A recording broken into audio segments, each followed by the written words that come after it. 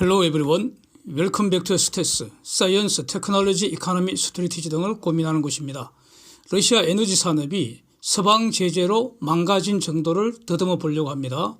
다음에 삼성중공업이 노르웨이의 에퀴노르하고 해양 플랜트 분야 깐부 동맹을 얼마 전에 맺었지 않습니까? 이거 영상으로 한 2번가량 봤습니다. 그런데 그 이후에 해양 플랜트 전문가를 부회장급 대표이사로 발령을 했습니다.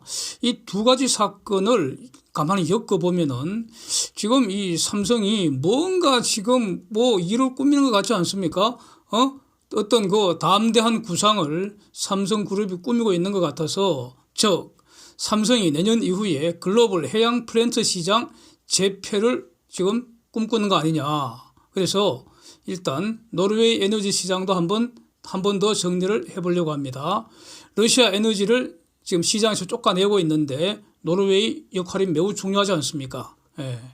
그래서 유크레인 침략한 그 러시아를 미국, 영국, EU 이런 서방이 제재하고 에너지 시장에서 공식적으로 지금 퇴출시키고 있고 글로벌 에너지 대표 선수들이 이미 지난 봄에 러시아 시장에서 전부 출소해버렸습니다. 그래서 서방의 돈과 기술이 싹 사라진 상황에서 전쟁 비용 계속 지출하고 있습니다. 재정의 대략 한 40% 이상을 차지하는 에너지 산업이 지금 얼마나 타격을 받았는가, 요거 한번 정리를 해본다는 것이고요. 이런 변화가 한국 조선업에게 앞으로 어떤 영향을 줄 것인지 요거 고민하려고 한다는 겁니다. 그래서 더듬는 순서는 먼저 러시아 가스하고 오일이 글로벌 시장에서 퇴출당하는 상황, 요걸 먼저 정리를 하고요.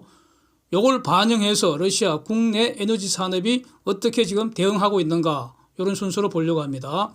에너지 업계를 전반적으로 한번 더듬어서 간략히 말씀드리면은 업스트리머, 미들스트리머, 다운스트리머 이렇게 분류를 하고 있습니다. 이 분야 전문 용어입니다. 그래서 업스트리머라면은 가령 에퀴노르, 엑선, 쉘, BP, 애니, 토탈 이런 어마어마한 글로벌 대표 선수들이고요. 그 메이저라고 하잖아요. 미들 스트리머 같으면은 가령 아파트 재건축할 때 시행사 비스무리한 거, 가령 미국의 델핀 LNG 이런 회사들이 되고요. 다운 스트리머라면은 여기에 관련되는 비즈니스 모델이 굉장히 많습니다. 거의 최종 소비 단계, 에너지의 최종 소비 단계와 관련되는 그런 비즈니스 모델입니다. 그러면은 한국 조선업은 현재 어떻게 이 분야에서 돈을 버는가? 한국 조선업의 비즈니스 모델은 뭐냐?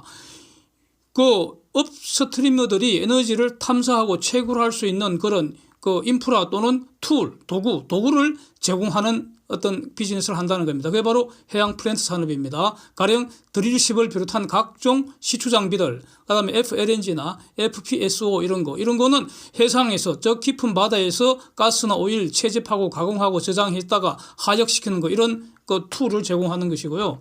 다운스트리머들을 위해서는 가령 LNGC나 탱크선이나 유조치나 이런 거 만들어주는 겁니다. 가령 컨테이너선은 에너지 관련은 아니죠. 그냥 저거는 컨테이너 선박은 무역 관련입니다. 그렇고, 그래서 러시아에서는 가령 그 대표 선수들이 가스프롬, 로즈네프트, 노바텍 이런 곳인데, 이거는 업스트리머라고 이제 볼 수가 있는데, 얘네들은 글로벌 독자적인 역량은 매우 취약해서 혼자는 글로벌 비즈니스 못 하고요. 위에서 봤던 그런 글로벌 대표 메이저급 선수들 도움을 받아서 기껏해야 러시아 내의 에너지 채굴을 하고 수출하는 요런 어떤 일에 이제 참여하는데, 지금 서방의 돈과 기술이 결정적으로 종료하는데 싹 떠나버렸잖아요. 그러니까 이제 혼자 해야 하는 그런 상황입니다. 러시아에서 에너지 산업이 워낙 중요하기 때문에, 왜냐하면 러시아 쟤네들은 글로벌 시장에 팔 것은 에너지뿐이지 않습니까? 사실 뭐 있습니까? 물론 식량도 좀 있고요. 또 어떤 광물 자원도 있겠죠. 하여튼 기본적으로 에너지입니다. 그러니까 쟤네들이 안 할 수는 없고요. 이제 저것끼리 하기는 하는데 아마 지금 매우 깝깝할 것 같은데 어느 정도인지 보겠습니다.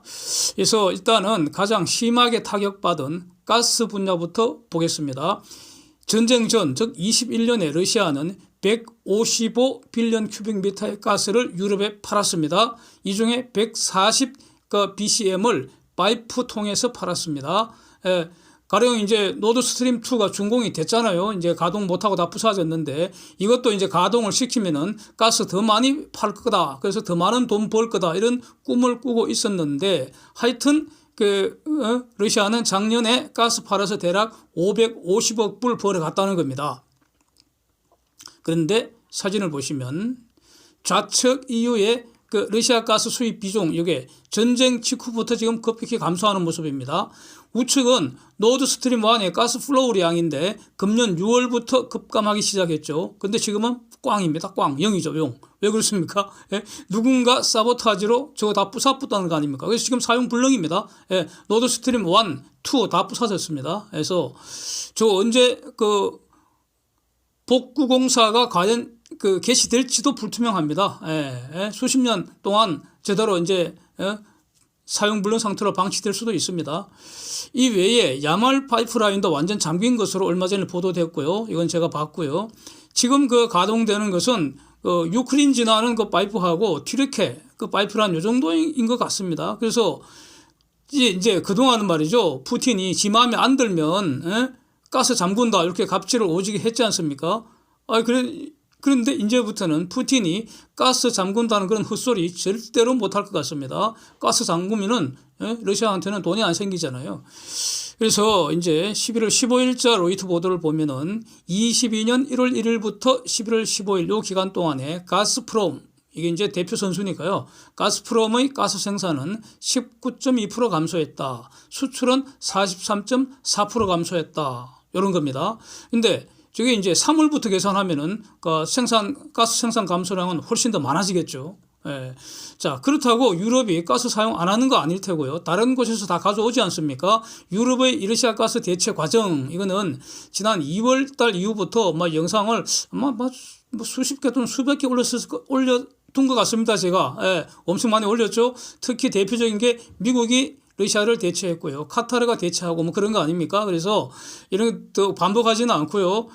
최근 소식이 바로 모잠비크 코랄술에서 최초로 선적한 LNG가 유럽으로 항해하고 있다. 그런 사진 봤지 않습니까? 예. 그래서 다 반복하지 않고요. 새로운 움직임 두 가지를 여기서 일단 추가를 해봅니다.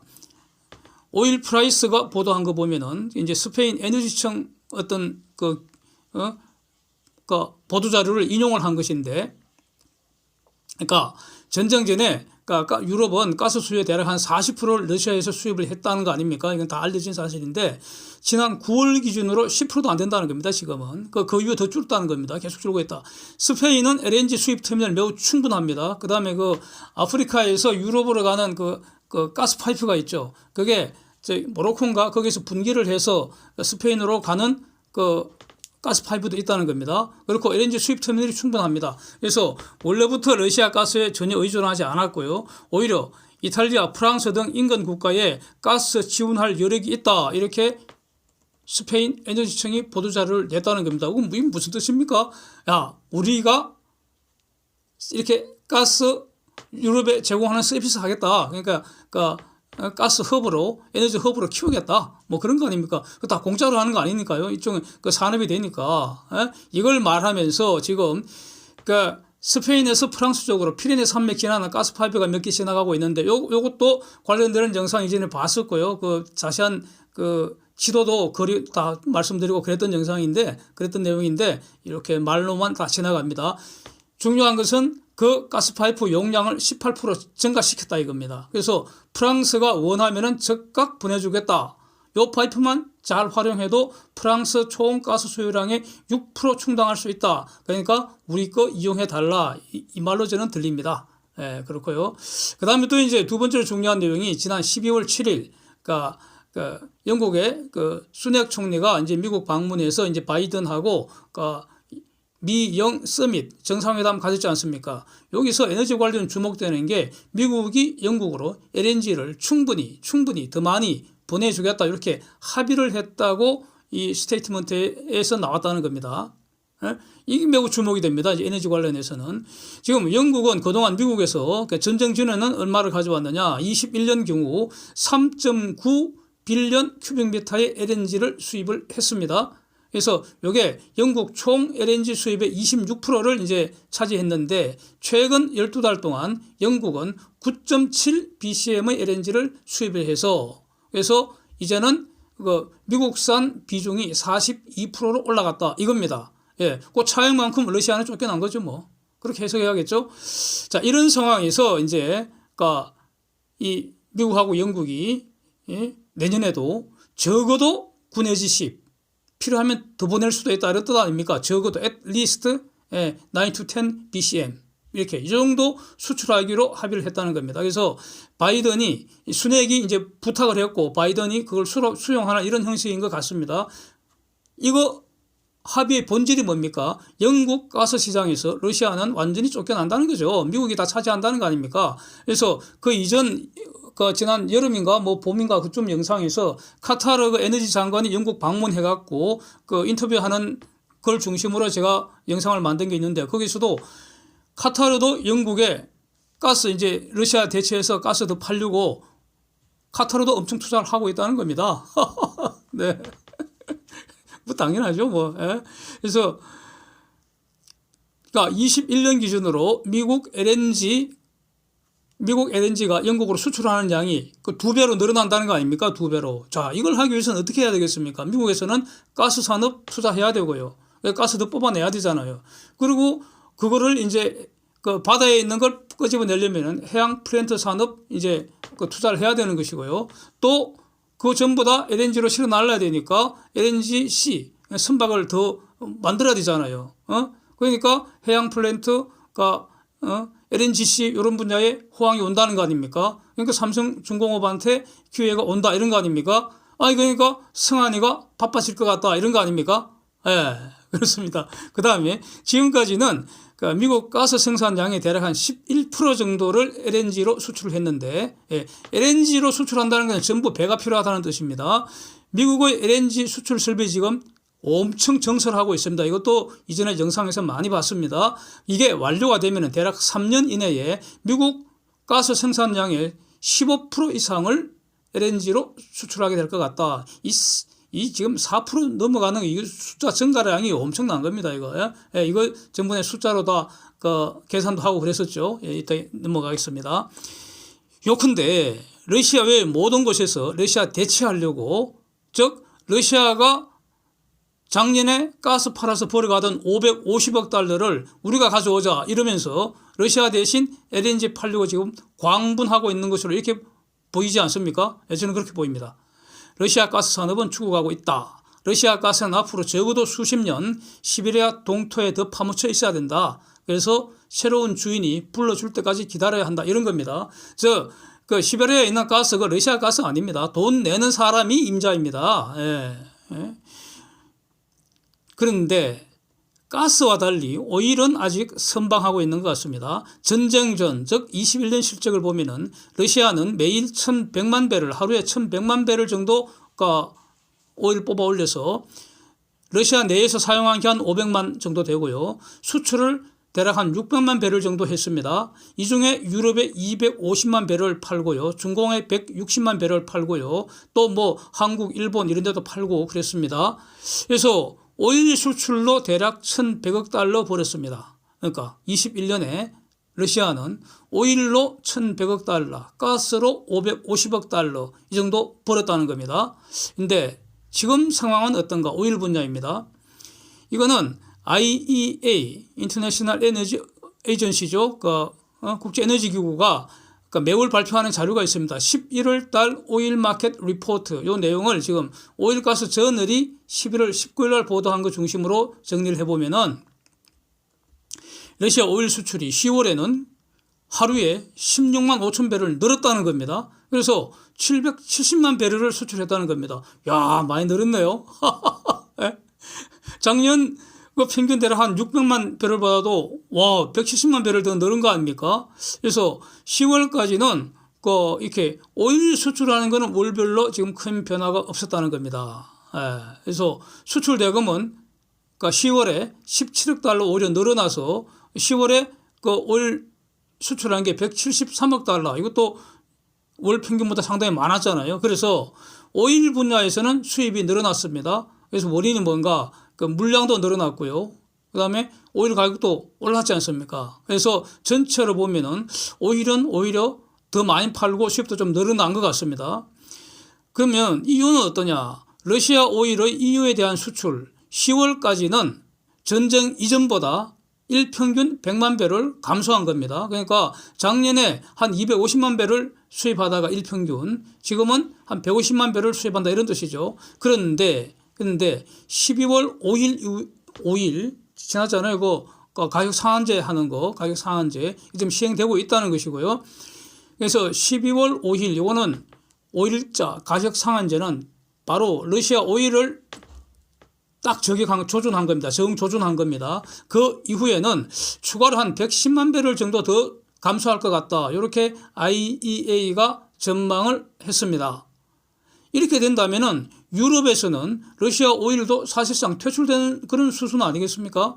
그래서 러시아는 이것을 일단 다른 곳에 팔아야 합니다. 예, 죽자 사자 팔아야 할 겁니다. 러시아는. 그런데 그 다른 곳이 바로 중공, 인도, 터키, 튀르키 이런 곳이라는 겁니다. 튀르키, 터키. 그래서 가격 상한제 시행 이전에는 그 유럽이 러시아산 오일을 줄인 그 100만 배를 줄였는데 그보다 더 많은 한 일당 하루에 120만 배럴 정도를 이런 중공, 인도, 터키 이런 데서 사갔다는 겁니다. 그래서 지금 그 비율이 나오는데 EU의 오일 수입에서 EU의 총 오일 수입량에서 러시아산 비중이 전쟁 이전에는 50%였는데 한 10월경에는 31%로 감소되었다. 이렇게 이제 보도가 나와서 요 프로테이지 숫자가 맞는지를 제가 한번 체크를 해 봤습니다. 전쟁 전 유럽의 총 수요가 대략 한 500만 배럴이었거든요. 그 중에서 250만 배럴을 러시아한테 사왔으니까 전쟁 전에는 50% 맞잖아요. 그런데 전쟁 후에 150만 배럴을 지금 10월까지 이렇게 줄었으니까 러시아 비중 30% 대략 30% 맞는 것 같습니다. 그래서 체크를 했다는 것이고요. 그러면 이제 그 러시아는 유럽에서 감소한 이걸 이제 다른 곳에 다 팔았다는 겁니다. 그게 이제 그 중공, 인도, 터키 이런 곳인데 여기서 바로 오일과 가스의 다른 점입니다. 다른 점. 가령 오일 같으면은 그냥 바가지에 퍼담아서 배달해 줄 수 있잖아요. 그냥 아무 데나 퍼담아서 그냥 액체니까 액체 담을 용기만 있으면 되지 않습니까? 그래서 또 탱크선, 또 유조선이라는 게 뭡니까? 간단합니다. 저거는 거대한 강철 바가지 기름 퍼담아 갖고 싣고 다니는 거 아닙니까? 그런데 가스는 완전히 다르잖아요. 영하 163도 정도로 초저온으로 냉각시켜야 되고요. 그 과정에서 매우 정교한 기술이 필요하고요. 그래서 그 특수 선박인 액화 천연가스 운반선 LNGC가 필요하다는 것이고요. 안 그러면은 파이프를 묻어야 하는데 파이프는 지리적 제약이 있다는 겁니다. 그러니까 LNG는 이 배를 잘못 만들게 되면 어떤 일이 벌어지느냐? 바다에서 싣고 가는 도중에 기체로 다 공기 중으로 사라질 수가 있다는 겁니다. 그게 바로 보일 오프 가스 아닙니까? 그래서 이 오일과 가스는 다르다. 이렇게 정리가 되는데, 그런데 지금부터는 이제 문제는 가격 상한제가 시행되면은 중공, 인도 등이 과연 얼마나 더 수입할 수 있을지 이건 매우 주목이 되는 상황입니다. 이거 가격 상한제라는 것은 구체적으로 러시아 오일을 이제부터 정조준하겠다는 것이고요.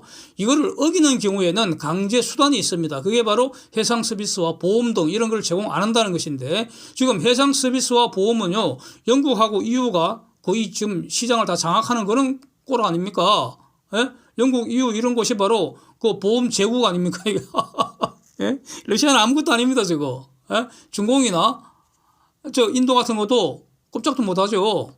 그래서 지금까지는 가스를 집중적으로 쫓아냈는데 지금부터는 오일 시장에서 이제 공세를 강화하는 거 아니냐 이겁니다.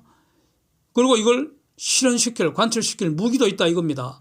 그래서 그리고 또 이제 내년 이후에는 경기도 후퇴한다 했었고요. 또 어떤 사람은 침체한다 그러고 그러니까 결국 오일 수요도 좀 줄 것이고요. 그러면 오일 가격이 지금보다 더 오르기는 저는 힘들다고 보고요. 그래서 러시아 오일 수입도 줄어들 가능성 매우 높다. 야, 푸틴이 지금 긴장해야 합니다. 이거 그렇게 보입니다.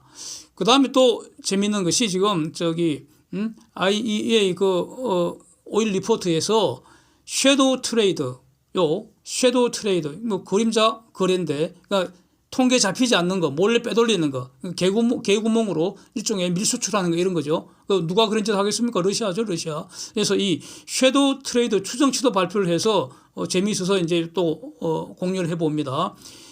트랜스시프먼트, 즉 바다 한가운데서 다른 배로 옮겨버리는 거 아닙니까? 환적하는 거, 트랜스시프먼트 이런 수단도 있고요. 그 다음에 이 과정에서 다크 탱커스라고 다크 어두운 탱커스가 그 유조선 아닙니까? 유조선. 다크 탱커스라고 해서 선주가 누군지도 모르고 항해 기록도 확실하지 않고 이런 겁니다. 말하자면은 대포차, 대포폰 이런 거 비슷하게 대포 시입이 있다는 거죠. 대포 시입. 대포 시입 제가 이름 붙였습니다. 이게 다크 탱커즈라는 겁니다. 이런 거 통해서 트랜스시프먼트 방식으로 섀도우 트레이드가 일어나는데 그 수량을 IEA가 추정을 했습니다. 9월에 일당 한 10만 배럴 정도, 10월에 일당 한 45만 배럴 정도 된다는 겁니다. 와, 10월에는 엄청나네요, 이거. 그런데 이들 섀도우 트레이드 물량에 결국 어디로 가느냐? 그럼 어디로 가겠습니까? 원래 러시아의 시장, 즉 EU나 중공이나 인도나 터키 등으로 갔을 것이다. 이렇게 추정을 한다는 겁니다. 다시 말하면은, 그러니까 일본이나 한국 등은 이런 데 잘 참여를 안 한 것으로 추정하고 있다는 겁니다.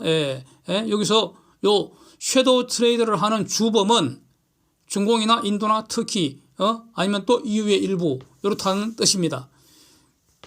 그럼 하여튼 EU는 줄어든 러시아 오일을 어디서 대체를 하겠습니까? 바로 많죠. 뭐 중동, 아프리카, 노르웨이, 브라질 이런 데서 다 대체를 한다는 겁니다. 여기서 이제 다시 한 번 더 오늘 좀 휴일이고 해서요. 오일과 가스의 다른 점을 한 번만 더 제가 한번 이렇게 정리를 해봤습니다. 혹시 헷갈려 하시는 분들도 계실 것 같아서. 가스는 이걸 부숴 뿌리면 탄소 1개하고 수소 4개 나옵니다. 그래서 가스는 부수지 말고요. 그 모습 그대로, 즉 에너지원으로 사용하는 게 최고의 사용 방법입니다. 가스를 부숴서 수소를 만드는 것은 그건 간단합니다. 어려운 거 하나도 없습니다. 그런데 그 수소를 다른 비싼 물건 만드는 재료를 사용한다면 오케이, 그럴 수 있습니다. 그러나 가스를 부숴서 만든 수소를 에너지원으로, 즉 땔감으로 사용한다는 것은 천하제일 돌멩이 짓입니다. 그렇다는 겁니다. 천하제일 돌멩이 짓이라는 겁니다. 그래서 저는 연료전지 주식 사면 등신이라고 계속 말씀드리고 있는 겁니다. 오일은 어떤가? 오일은 말이죠. 온갖 것이 그게 다 녹아 있습니다. 그래서 오일을 잘 부수면 수천 가지 석유화학 제품을 만들어낼 수가 있습니다. 그래서 오일을 그대로 에너지원으로 사용하는 거, 그건 진짜 등신짓인데 아주 무식한 당나라 시대 등신들 짓이라는 겁니다. 지금 오늘날의 천재들은 어떻게 하느냐? 오일을 그대로 에너지원으로 사용 안 하죠. 오일을 잘 부숴서 온갖 것을 다 분리해낸 다음에 따로따로 싹 팔아치우면 돈을 수십 배, 수백 배 더 번다는 겁니다. 이게 바로 석유화학 산업의 본질입니다. 그리고 다 분해하고 남은 찌꺼기는 뭡니까? 도로 포장용 아스팔트를 쓰는 거 아닙니까? 아스팔트 없는 도로, 비포장 도로 상상하기도 싫죠. 그런 거는 벤츠도 그냥 달구지가 되어버리는 거 아닙니까? 그래서 오일은 그야말로 하나도 버릴 게 없다. 그래서 오일과 가스는 같은 것 같지만 완전히 다르다, 이렇게 정리를 하고요. 오일은 석유화학 산업의 출발 물질이기 때문에 오일은 영원하다, 이렇게 말씀드릴 수 있습니다. 자, 지금까지 글로벌 시장에서, 특히 유럽 시장에서 러시아 가스하고 오일이 어떻게 쫓겨나고 있는지를 이제 본 것인데, 이를 반영해서 러시아 국내의 에너지 산업은 지금 어떤 꼬라지가 되어 있는지 요거 정리를 해보겠습니다. 전쟁 전에는 러시아의 업스트림 투자가 가령 20년, 팬데믹 당시에만 해도 연간 400억 달러 신규 투자가 이루어졌고 21년에 450억 달러, 그래서 22년에는 500억 달러 투자가 계획 중으로 있었는데 유크레인 전쟁 여파로 22년 투자가 350억 달러로 팍 줄어들었습니다. 투자 규모가 30% 이상 감소했습니다. 팬데믹 당시보다 더 침체된 상황입니다. 이게 현재 모습이고요. 그렇다면 러시아 GDP 쪼그라드는 정도 엄청날 거 아닙니까? 투자가 줄면은요, 투자 승수만큼 GDP 감소 효과가 발생하죠. 이게 경제학의 기본 중에 기본 아닙니까? 그래서 에너지 분야 실업 증가할 것이다, 이렇게 총론적으로 이렇게 짐작할 수가 있고요. 자, 투자가 침체돼 버리면은 이거는 기존 프로젝트에 추진하던 프로젝트의 파이널 인베스트먼트 디시전, 즉 FID 결정 직격탄을 주겠죠. 예, 결정 못하죠. FID 못하는 거죠. 그러니까 그 신규 투자 수도되는 것이죠. 그 다음에 기존의 운영자들, 그 대표 선수들 비용 지출 심각하게 영향을 받지 않겠습니까? 그래서 가스프롬이나 로지네프트 요런 거는 국영 대기업이니까 그럭저럭 지금 21년 지출 수준은 유지한다고 합니다. 그렇지 않으면은 대규모 실업 발생하죠, 이거. 그런데 다른 선수들은 지금 비용 지출을 거의 못하는 상황이라는 겁니다. 특히 심하게 타격받은 분야가 바로 LNG 섹터입니다. 그래서 유크레인 전쟁으로 제일 심하게 망가진 게 노바텍 같습니다. 아크틱 LNG2 그 프로젝트 그 유명한 거 아닙니까? 그게 그 과거에 용량이 1880만 톤이었는데 요걸 27년까지 4000만 톤으로 증설 투자하겠다. 요 아주 야무진 꿈이었는데 전쟁 전에 제가 요와 관련된 자세한 영상을 올려둔 게 있습니다. 근데 그거 지금 다 쓸모없죠 뭐. 예? 서방 기술과 돈이 다 떠났기 때문에 이제 노바텍의 저 꿈은 시베리아 동토에 지금 파묻혔다는 겁니다. 언제 다시 꿈꿀지 모릅니다, 저거. 빨리 꿈을 이루고 싶다. 간절하겠지만, 언제 저거 다시 시작될지 사실 아직은 누구도 모를 것 같습니다. 일단 여러 가지 보도들은 적어도 한 25년까지는 저거 계속 지금처럼 이렇게 힘들 거다. 이렇게 보도를 하는 것 같습니다. 한 5, 6년 정도 프로젝트가 연기된 것 같다. 이렇게 말하는데 제가 보기에는 그 후에 재개된다는 보장 전혀 없는 것으로 보이고요.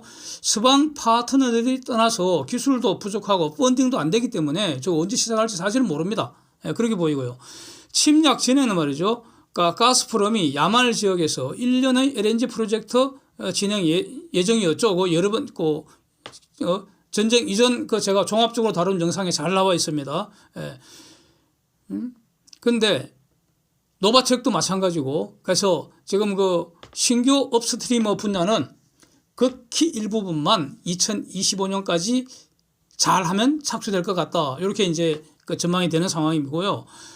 여기서 이제 그래서 그린필드 인베스트먼트라는 용어가 또 나오던데 그린필드 신규 투자라고 해석이 됩니다. 신규 투자. 그래서 이 부분이 이제 가상 타격을 받아갖고 아예 여기는 승인 자체가 안 나는 것 같습니다.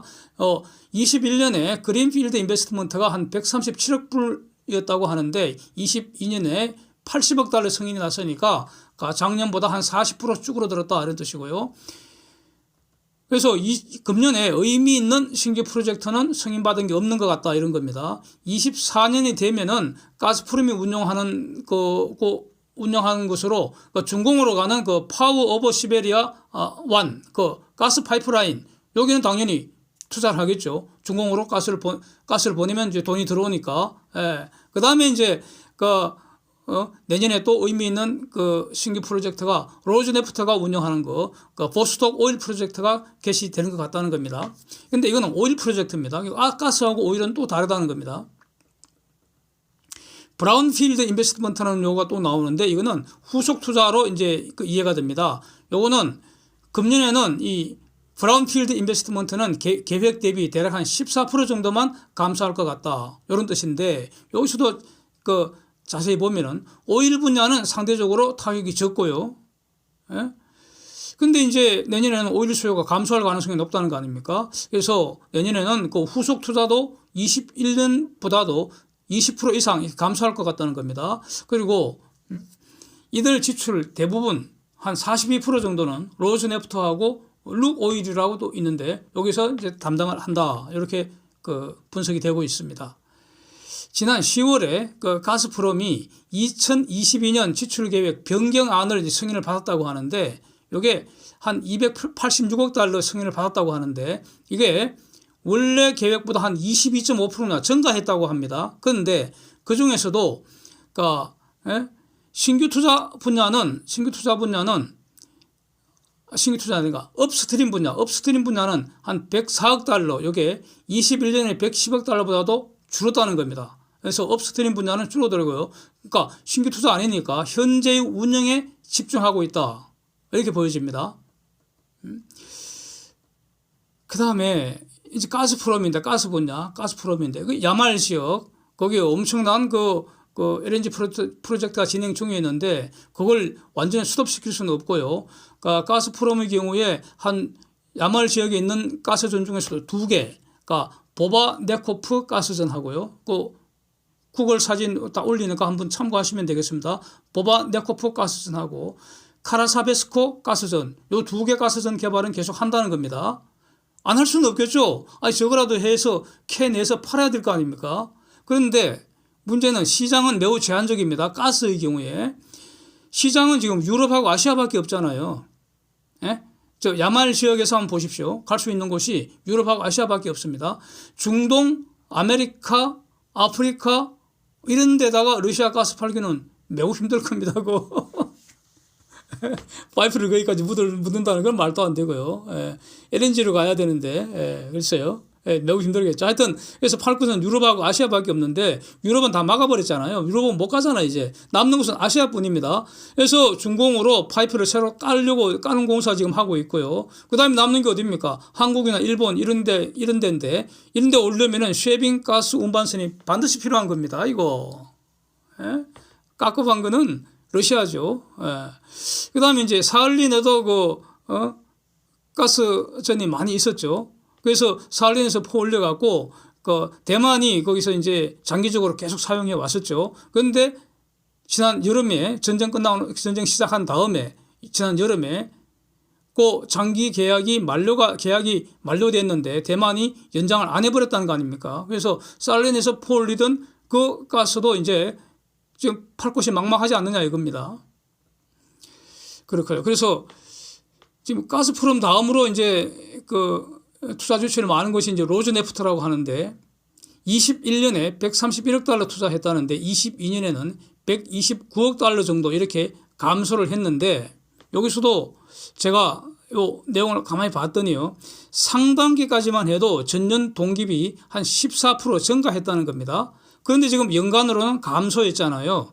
이 말은 뭡니까? 결국 유크레인 전쟁이 장기화되고 있고 유럽의 에너지 제재가 강화되고 있으니까 하반기 투자 지출이 대폭 변경 감소된 거 아니냐 이렇게 추정이 되지 않습니까? 그래서 그러니까 지출액의 한 90% 이상이 전부 업스트림 분야라는데 러시아는 미들스트림이나 다운스트림에 지금 투자할 상황은 아니죠. 그러니 거기는 이쪽 서방이 다 장악하고 있잖아요. 그래서 가스 폴려서 유럽이나 아시아에 팔아야 하는데 예? 유럽은 기존에 가스 파이프로 보내왔고 보내고 싶겠죠. 그런데 지금 다 막혔다는 겁니다. 아시아로 팔기 위해서는 아직은 LNG로 전환해서 배에 실어야 합니다. 자, 그래서 지금 나오고 있는 게 갑자기 러시아하고 튀르키예가 속닥속닥 하더니 튀르키예를 가스 허브로 만들자 이런 헛소리를 하기 시작하는 것 같습니다. 완전히 지금 실성한 거 아닌가 싶습니다. 일종의 러시아 가스 원산지 세탁을 시도하는 것으로 저는 보입니다. 메이드 인 러시아를 속여서 메이드 인 튀르키예 이렇게 하고 싶지 않겠습니까? 근데 이런 꼼수가 통하겠습니까? 러시아 살 길은 잘못을 반성을 하고요. 사죄를 하고요. 근데 이 사죄는 출발에 불과하고요. 끝은 아닙니다. 사죄의 결과로 용서를 받아야 합니다. 용서를 받는 길이 뭡니까? 죽이고 부수은 거 다 배상을 하고요. 크림반도를 포함해서 점령지에서 전부 철군하는 것. 요거부터 여기에서 출발해야 할 것으로 저는 봅니다. 이게 러시아 살 길이라고 봅니다. 이제 노르웨이 한번 보겠습니다. 노르웨이는 원래 가스 톱 10 국가 중에 하나이고요. EU에 대해서 아주 매우 중요한 가스, 오일 이런 거 공급 국가 아니겠습니까? 유크레인 전쟁 후에 EU가 러시아로부터 가스 수입이 줄여왔는데 이게 이제 22년 6월부터 본격적으로 감소했는데 위에서 본 것처럼 노르웨이 중요성이 지금 매우 부각이 되고 있는 상황입니다. 그래서 노르웨이는 나토 회원국인데 EU 멤버는 아직은 아닙니다. 그러니까 대신에 유로피언 이코노믹 에리어의 회원국이고요. 또 그래서 노르웨이와 달리 핀란드하고 스웨덴은 EU 회원국이지만 나토 멤버는 아니었죠. 그런데 전쟁 이후에 나토에도 가입 결정해서 지금 가입 절차 진행 중이고 이런 상황이고.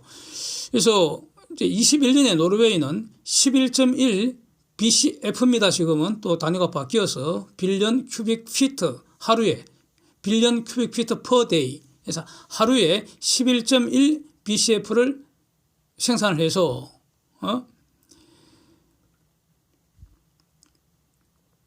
근데 21년까지 그랬고요. 22년 말까지 0.14 BCF를 추가 생산을 노르웨이 정부가 이제 승인을 해줬다고 합니다. 대략 한 12.6% 지금 증가한 이런 상태입니다. 뭐 노르웨이 가스 그 규모가. 그러면 1990년대 이후에 40년간 노르웨이는 2.7 BCF를 수출을 했는데 이게 생산량이 한 92% 수준이었고 40년간 이 비율이 거의 일정했다는 겁니다. 그리고 뭐 한 21년 같으면은 비율이 한 94%까지 이게 2% 늘어나는 게 상당한 양이지 않겠습니까? 이렇게 늘었는데 그 당시에 러시아, 미국 다음으로 세계 세 번째 가스 수출국이었다. 요 정도 어떤 그 현황입니다. 노르웨이 그 가스 산업 상황이. 근데 그 노르웨이 같으면은 노르웨이에서 퍼올린 그 가스를 벨기에, 프랑스, 독일, 영국 등으로 광범위하게 그 북해 지역 밑으로 가스 파이프라인 인프라가 이미 구축되어 있습니다. 그래서 대부분 파이프로 배달을 한다는 겁니다. 최근에 완공된 그 파이프가 바로 북해 중간에서 분기를 해서 네덜란드 거쳐서 폴란드로 가는 발틱 파이프라인이었고요. 이 관련해서도 이전 영상에서 자세히 본 바가 있습니다. 그래서 노르웨이 그 자체의 가스 관련해서는 뭐 FLNG나 FPSO 이런 분야로 참여할 기회는 상당히 많은 것 같고 그러나 LNG로 수출할 가능성이 낮기 때문에 노르웨이발 LNG 시기에는 낮을 겁니다. 그런데 에퀴노르는 글로벌 그 대표 선수이기 때문에 여기서 이제 그 다른 대표 선수들 가령 뭐 토탈, 엑선, BP, 애니 이런 등등과 다 합작으로 하죠. 같이 하죠. 연합해서.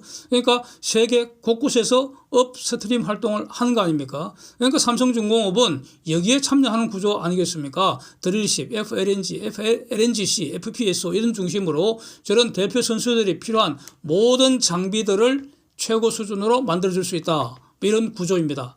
그래서 그 외에 이제 지금 그 전쟁 중에 가스 대란이 벌어졌으니까 22년 6월경 그때 노르웨이가 그 햄머페스트 LNG 그 설비 요거 그동안에 이제 스톱되어 있다가 다시 가동을 했다는 거죠. 바로 그 유럽 가스 대란에 대비를 하기 위해서. 그래서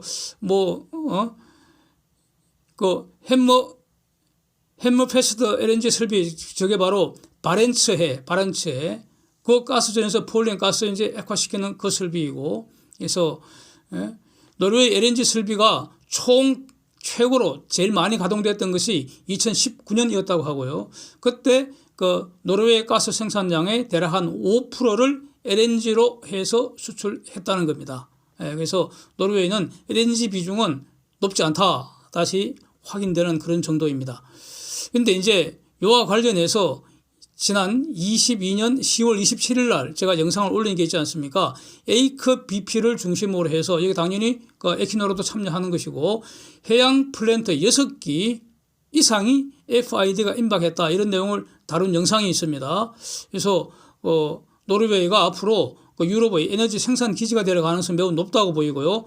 이제 그 내용이 지금 오늘 내용이 많아져서요. 이걸 반복하지 않고 영상을 말미에 링크를 해두겠습니다. 그래서 필요하신 분은 참고하실 수 있겠습니다. 이제 러시아 리스크 관련 정리를 해보겠습니다. 노바텍하고 합작 투자해서 러시아 가스 시장 가장 깊숙하게 참여했던 게 바로 토탈 에너지 아닙니까?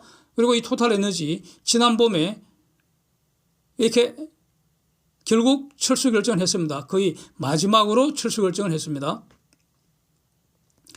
근데 12월 9일자 그 사진, 그 보도 사진 한번 보시면은 투자 금액 37억 불을 싹 장부에서 지운다는 겁니다. 전부 상각 처리, 라이트 오프 한다는 겁니다. 이거 악재죠? 그럼 토탈 주가 어떻게 됐을까요? 그래프 한번 보시면은 금년에 이건 뭐 러시아 리스크 막 그 부각되고 했으니까 철수한다 그러고 했으니까 그러면은 러시아 투자한 거 다 날리는 거 아닙니까? 그러니까 악재가 있을 테니까 등락은 심하게 했죠. 보시는 것처럼. 그런데 결국 우상향입니다. 토탈 주가 우상향입니다. 왜 그렇게 했습니까? 저는 이거 너무나 당연하다고 보입니다. 제가 해석하는 건 이렇습니다. 토털의 글로벌 에너지 산업에서 지위는 변할 거 없고요. 그렇죠. 러시아 아니면 다른 곳에서 벌면 되는 것이고요. 에너지 산업은 내년 이후에 상당 기간 호황이 예상되기 때문에 토탈의 미래 현금 흐름, 퓨처 캐시플로우 그 전망은 우상향할 거 아닙니까? 그래서 토탈 주가도 우상향하는 것이 맞다. 저는 이렇게 해석합니다. 러시아 따위는 신경 뚝 하는 게 맞다는 겁니다. 러시아에서 손실 처리한 것 이상 다른 곳에서 벌 수 있는 능력이 있는 것이고요. 그리고 또 벌 수 있는 상황이라는 겁니다. 그래서 삼성중공업도 똑같은 논리가 적용된다고 보고요. 그런데 삼성중공업은 토탈보다도 상황이 더 좋다는 겁니다. 연구원이 삼성중공업은 러시아에서 손해볼 일이 전혀 없는 그런 상황입니다. 토탈은 일단 저 37억 불 싹 손해본 겁니다. 저거. 에? 저 언제 다시 들어갈 수 있을지 장담을 못합니다. 그래서 모조리 상각 처리했다는 건데 삼성중공업은 손해볼 일이 없습니다. 지금 남아있는 계약관계는 블록, 기자재 이런 거 만들어주고요. 그 만들어주는 만큼 돈 받는 그런 구조입니다. 그런데 선수금 등으로 받은 돈이 더 많습니다. 그래서 돈 주면 만들어주고요. 돈 안 주면 안 만들고 러시아가 계약 어기면 채무 불이행으로 취소권 행사하고요. 그러면 이제 정산을 해야 되고요. 그래서 우리가 받을 거 받고 그 남는다는 겁니다. 그 남는 돈 러시아한테 돌려주면 그만입니다. 만약에 러시아가 취소하는 경우 러시아한테 취소권이 발생하려면은 삼성중공업이 계약 위반을 해야 되는데 아마 삼성중공업이 먼저 계약 위반할 일은 없을 것 같습니다. 그런데도 불구하고 만약에 혹시라도 러시아가 취소권을 행사한다면은, 그러면 아쉽지만 고맙죠. 러시아가 취소권 행사해주면 정산하고 하면 됩니다. 그리고 남는 돈 돌려주면 그만이라는 겁니다. 그래서 지금은 일감이 넘치는 시대이기 때문에 아쉬운 거는 러시아이지 삼성중공업은 아니지 않는가 저는 이렇게 정리를 하고 있습니다. 네, 그래서 지난